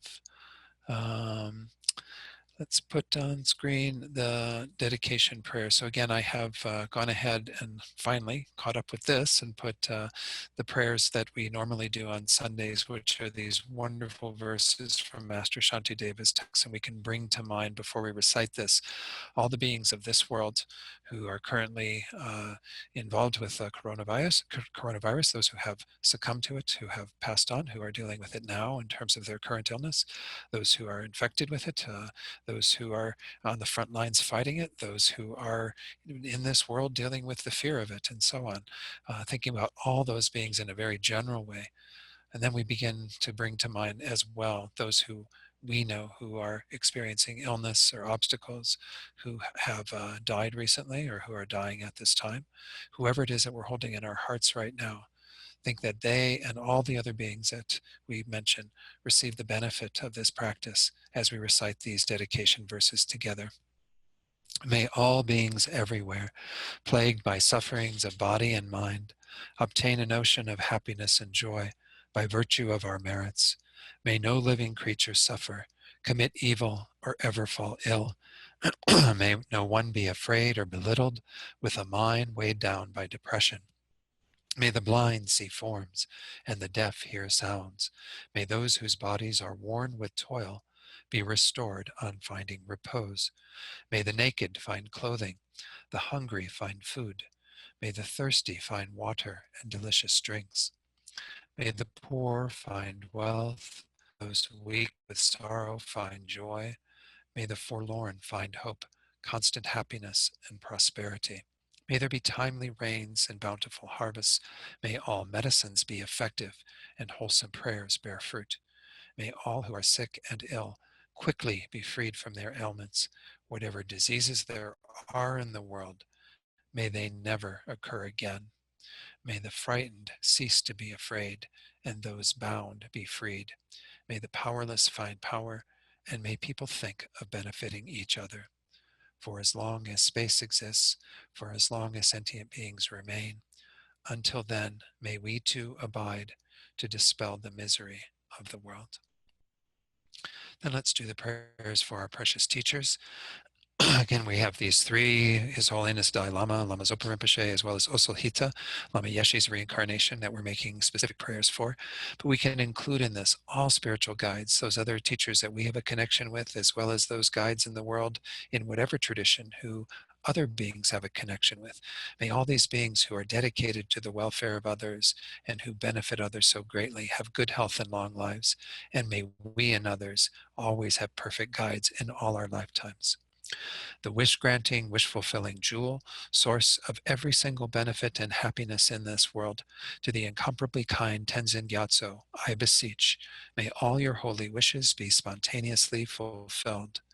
You who uphold the subduer's moral way, who serve as the bountiful bearer of all, sustaining, preserving, and spreading Manjunath's victorious doctrine, who masterfully accomplish magnificent prayers honoring the three jewels, Savior of myself and others, your disciples, please, please live long.